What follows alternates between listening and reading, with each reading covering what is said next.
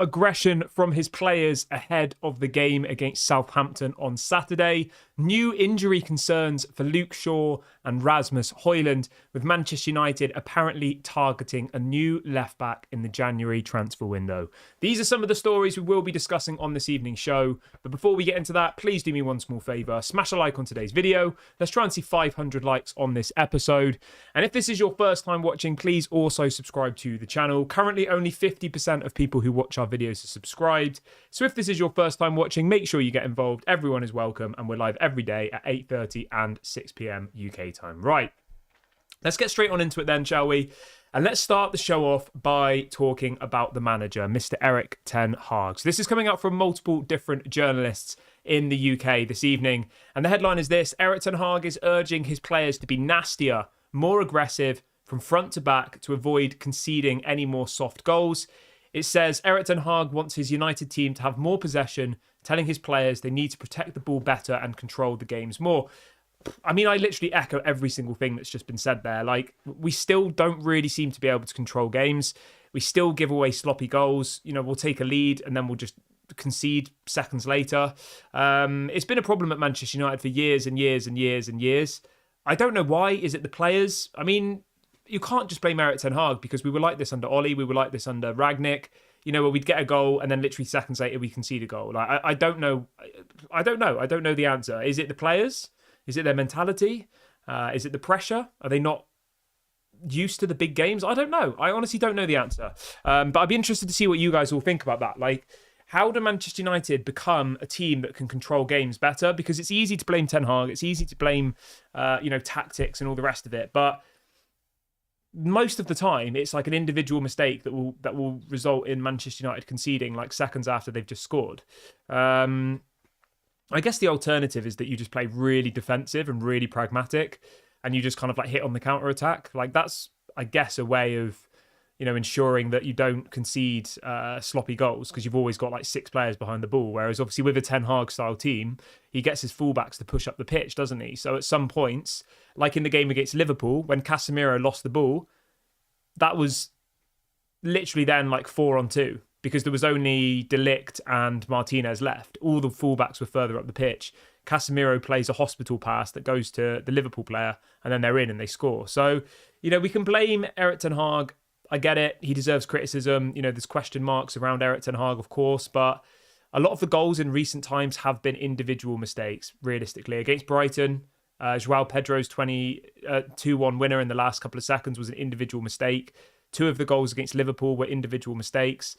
So yeah, it's a difficult one. It's definitely a difficult one to kind of accept, because I think at points we have actually been playing okay, not against Liverpool, but against Brighton I thought we did all right, and we still lost that game. But yeah, it'll be interesting to see how the game on Saturday goes, because the fact of the matter is this, right? Man United have to beat Southampton on Saturday. Like, there is absolutely no excuses. We have to beat Southampton.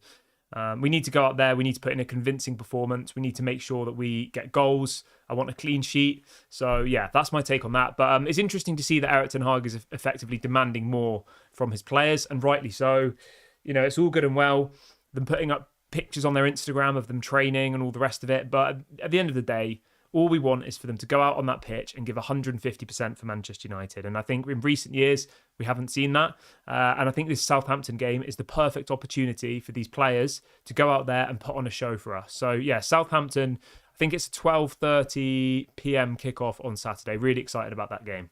And there's a little bit of a story I wanted to talk about as well here. This is coming from United Muppeteers. He's reporting this evening that apparently Erik ten Hag and Manchester United couldn't agree on a new contract in the summer. So for anybody who's unaware, Erik ten Hag didn't sign a new contract. He just extended his contract by 1 year, because there was this option in his deal already to extend by 1 year.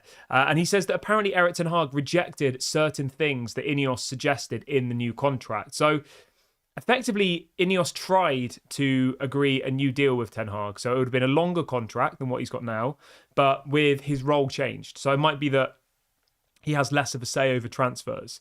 It might be that he has to play a certain style of football. Like, apparently Ineos tried to agree a new contract with a new length, so it might have been a 4 or 5 year deal, but with the roles changed, and Erik ten Hag said, no, I don't want to do that. So at the moment, Erik ten Hag's agreement with Ineos is the same agreement as what it was with the Glazers. He gets, a say on transfers. He can do what he wants in relation to like the tactics and stuff. Whereas I think from what we've heard, Ineos really want a manager who will effectively just do whatever he's told. His job will just literally be to coach the players. And he'll coach the players in the way that Ineos have told him to do. Whereas Erik ten Hag's clearly not willing to do that. He's not happy to be told by Jason Wilcox or Dan Ashworth or Omar Barada how his Manchester United team should play, Which, in some ways that might be the demise of Erik ten Hag in the end, because at the moment we're still struggling to see a distinctive style of play from Erik ten Hag. Would we all agree on that? You can see moments of it, of what he's trying to do, like, pressing, possession-based football, but he's not been able to pull it off so far.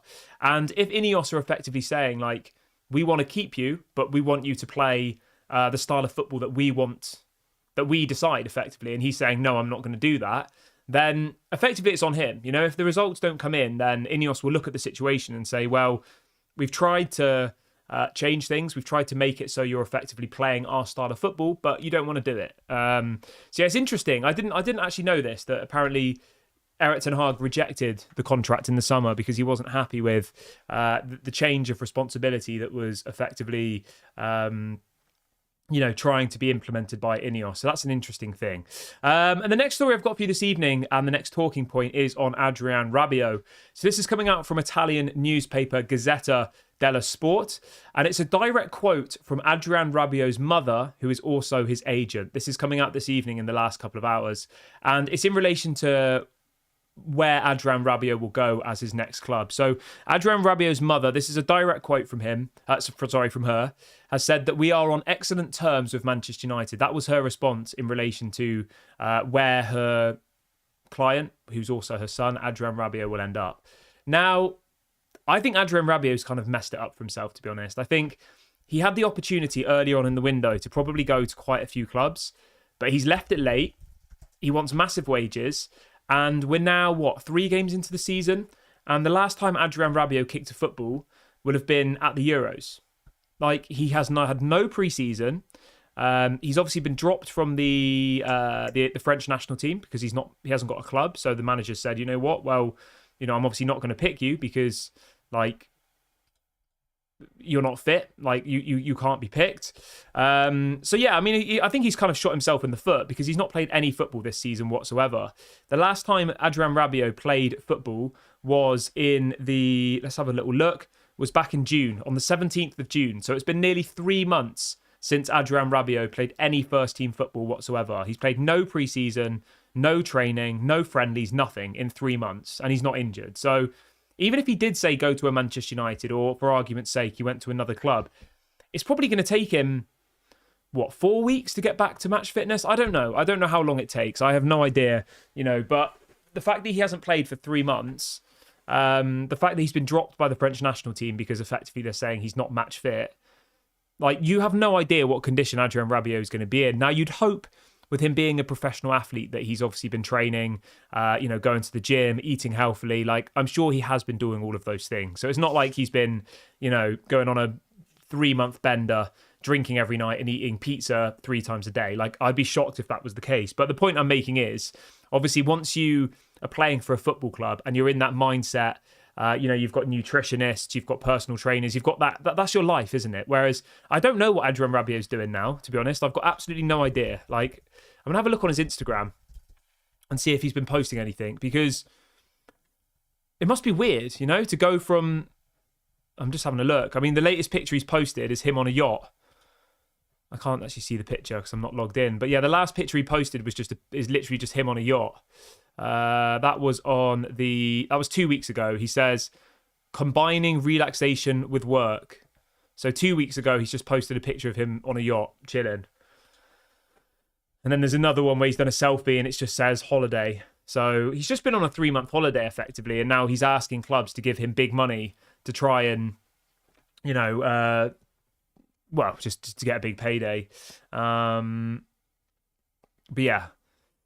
How does everyone feel about Adrien Rabiot, by the way? I'd be interested to get you guys' opinions. I still think that if you could get Rabiot for a decent wage, we're talking like 100 to 150k a week. I probably think he's worth getting because I think our midfield is still very, very light. Obviously, Mason Mount's injured. Kobe Mainu is only 19. He shouldn't be playing every single game because I think you're just going to ruin his career otherwise. He'll burn out. Toby Collier is great, but he's at the moment just a squad player or a backup player. Casemiro's past it. Eriksen's past it. Emmanuel Ugarte is obviously only just kind of joined and maybe isn't match fit yet. So I personally wouldn't mind Adrien Rabiot coming to Manchester United. And the reason we're still talking about this, for those of you who are probably wondering, is obviously if they're a free agent, you can sign them outside of the transfer window. So, for example, Luton Town today signed Victor Moses. Even though the transfer window's shut, they were able to sign him because he was a free agent. So even though the window's shut, Manchester United can still sign players. So yeah, Adrien Rabiot seems to clearly want to come to Manchester United. His mother saying that they have a very good relationship with Manchester United and all the rest of it. Big ups to Fred, who's just gifted 5 memberships to the Daily Red Devil Members Club. Thank you very much for your support, my friend. I really appreciate it. I hope you're doing well. If you've just been gifted a membership by Fred, make sure you say thank you in the comment section. Yeah, thank you very much, mate. I hope you're good. I really, really appreciate your support. Right, let's talk a little bit about Luke Shaw and Rasmus Hojlund. Everyone who's just joined the video, by the way, if you could do me a small favour and hit the like button, that'd be really, really appreciated. We've got over 300 people watching. We've only got 50 likes. Let's try and get to 500 by the end of the video. Why not? Let's go and do that. But yeah, let's move on to Rasmus Hojlund and Luke Shaw. So, we were all expecting Rasmus Hojlund to be back in time for the Southampton game. That was kind of what was... that was what was kind of predicted, wasn't it? But there are some stories coming out today saying that apparently Manchester United aren't going to rush Rasmus Hojlund back to the first team effectively. I mean, Joshua Zirkzee in form, to be fair. He got obviously his goal against Fulham. He scored against... he scored for the Netherlands. He got a couple of assists for the Netherlands. So, yeah, okay, fair enough. But at the same time, I don't know. Like, how long is Rasmus Hojlund going to be out for? Like, I get that you want to give them every chance to be like 100% match fit, but I don't know. I guess it is what it is, isn't it? There's not really much we can do about it. It's just a bit frustrating because I like Rasmus. I think he's a very different style player to Joshua Zirkzee. I think Zirkzee's more of like a link-up player, someone who brings other people into the game, whereas Hojlund for me is like an out-and-out striker. And if anything, the biggest concern for me is he's only 20. What is he, 21, Rasmus Hojlund? And he seems to be getting injured a lot. Yeah, he's 21. I don't know. Maybe it's not cause for concern yet, but he seems to keep getting this hamstring injury, doesn't he? That seems to be what keeps happening. But yeah, it looks like he has had another kind of setback, and Manchester United effectively is saying that they're not going to rush him back. They'll allow him more time if he needs to be. Yeah, I mean, we've got a really busy schedule coming up, so I don't expect him now to probably play against Southampton, which is obviously frustrating. I would have loved to see Rasmus against Southampton. I think he probably could have bagged a couple of goals there. But hopefully we can see him either against Barnsley in the week. I think it's a week today we play Barnsley, or maybe against Crystal Palace, or against FC Twente, which is the week after. So yeah, I mean, after this international break, we've literally got 4 games in the space of 11 days. So yeah, it's literally a game pretty much every 3 days for 11 days, which is mad. Till the end of September, there's literally a game every 3 days. So yeah, we need our squad to be fit. But it's a very, very important time. You know, you've got 3 Premier League fixtures there that I think are must win if you want to get top 4. And obviously you've got the League Cup, which obviously you want to win, and the Europa League, which, like, our Europa League draw is not even that easy. You've got Porto, you've got Fenerbahce, you've got a couple of other half-decent sides as well. So, like, it's not going to be easy. So we need to make sure we go and beat FC Twente convincingly. You know, our home fixtures in the Europa League are easy, I would say, touch wood. We've got Bodo/Glimt, we've got POK, and we've also got FC Twente. But our away fixtures, not the easiest. You've got Porto away, which I think will be difficult. Then you've got Fenerbahce away, which I think is going to be difficult. And then the final game is against Victoria Plizen, which I don't really know too much about, but I'd imagine should be somewhat easy. But no game's easy with Man United at the moment, is it? So, yeah. See what people are saying in the chat. Harry says that he thinks Xerxes fits our system better than Rasmus Hojlund. Fair enough. Fair enough. Obviously, you're entitled to your opinion. That's fine. What else have we got? Brian says that Man United can't afford to bring in Rabiot because of his signing on fee. Yeah, maybe. Grant says we should definitely beat FC Twente. Yeah, we should do, yeah. But you never know, do you, at the moment? Anything could happen. We could lose to Southampton on the weekend, and I would be disappointed, obviously, but I wouldn't be surprised. And that just shows how low the expectations are and the morale is around Manchester United at the moment. You know, for me anyway, you might be different, but every single game we play, I go into it thinking that we could not win. And I know that sounds a bit mad, but I think it's because we've had so many bad results over the last decade that, you know, I'm not really surprised if we lose a game of football anymore, really. But I think that's probably, if anything, more of like a coping mechanism, you know, because it does really hit you, doesn't it? Like when Man United lost 4-0 to Brentford 2 seasons ago away from home, I was like, it completely ruined my weekend, you know, I was devastated. But then after that, I was like, I'm not going to... It wasn't like I'm not going to let this happen again. It was more like something switch clicked and I was like, right, this is just where Manchester United are now. You know, we could lose 4-0 to Brentford. We could lose this. We could lose that. Like... Yeah, so it's a massive month for Manchester United. We have to win these games. Stefan says, Kieran, what should Erik ten Hag do to turn the form around? If I was Erik ten Hag, right, I would just be way more pragmatic. I would just park the bus and hit on the counter-attack.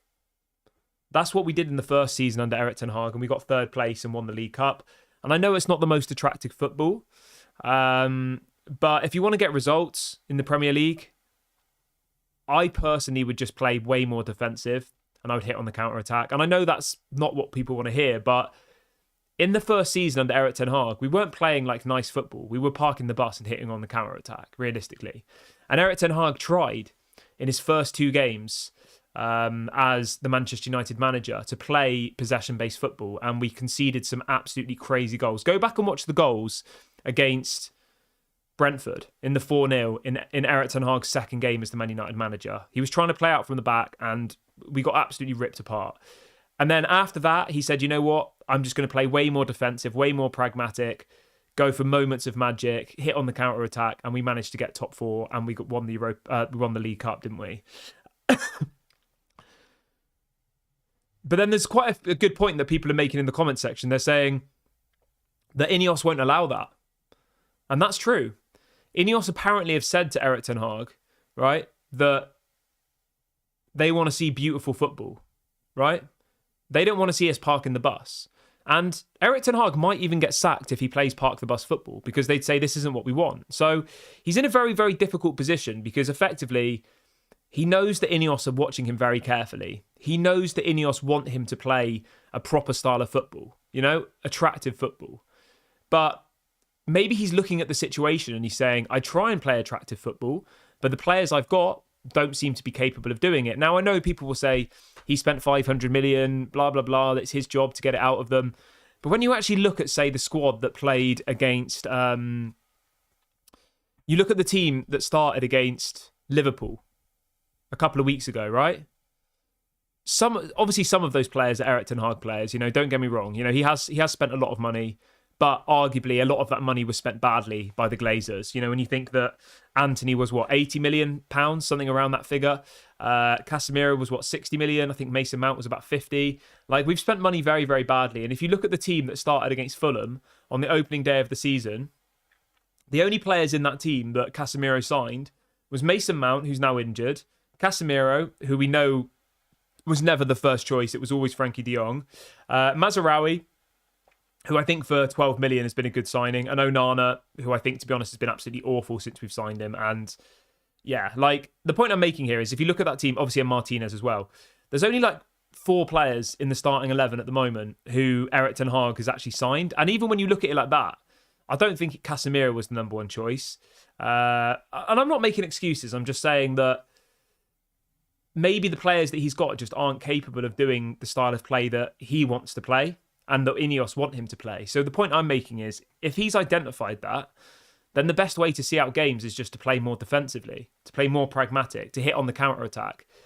And I know it's not pretty, but Ole Gunnar Solskjaer did it for, 3 years at Manchester United. We beat Southampton 9-0, I think, with Ole Gunnar Solskjaer here, and it was just park the bus football. Because Man United on the counter-attack are lethal. When you've got people like Rashford, you've got obviously Bruno Fernandes with that ability to put the balls in behind the back. You've got Diallo, you've got obviously Hojlund. You've got all of these players, Garnacho, who are really, really good on the counter-attack. It's whether Manchester United have the right players to play this possession-based football that Arsenal and Man City do so well. That's the question. And I'm not convinced that we do. And I'm not convinced that, you bring in another manager and suddenly you start being able to play that style of football. Like, I just don't see it like that. And that's why I think, this obsession with Erik ten Hag out is fine. You're entitled to your opinion. But you don't just suddenly get rid of Erik ten Hag and then starts playing beautiful possession-based football. Because, I don't even know if it is beautiful possession-based football. Like, I don't know. I think football's in a weird place at the moment, personally. Like, I don't enjoy watching Man City. I don't think it's that entertaining. They get the ball. They have 70-80% possession. They pass it backwards. They have an opportunity to score, and they pass it back to their goalkeeper and start the whole process again. Like, for me, that's not really entertaining, but it is dominating. It is the best way to win games. And it's just whether Manchester United have the technical players to do that. And if you look through the spine of the team, right, that played against Fulham, for example, like Rashford isn't a possession-based player. Casemiro can barely pass the ball 5 yards. Mainu, I think, is very good and could play in a possession-based side. Martinez can. Maguire, I don't think so. Mazraoui probably could. Dalot, I don't think could either. I think he's a little bit careless with the ball. Onana, we bought him because he's this player, this goalkeeper who can play out from the back. I don't see it. I think Onana's passing's terrible. I think it's as bad as David De Gea's is. Bruno, I think he's careless with the ball as well. Diallo, I think he could play in a possession-based side. And Mason Mount, I think, probably could as well. But the point I'm making here is, at the moment, Man United have a number of players in that team who are like first-team players, Rashford, Fernandes, some others as well, who, for me, aren't really the kind of players that would do like possession-based football. So yeah. I'm going to wrap the video up here, guys. I don't know what's going on downstairs. My dogs are barking, going crazy. So I assume there's something I need to go and address. But thank you very much for watching. I'll be back live tomorrow at 8 a.m. 8:30 a.m. as normal. Please make sure to drop a like before you leave. Please subscribe to the channel if you are new. This has been Daily Red Devil. Thank you very much for watching, and I'll speak to you all later. Bye for now.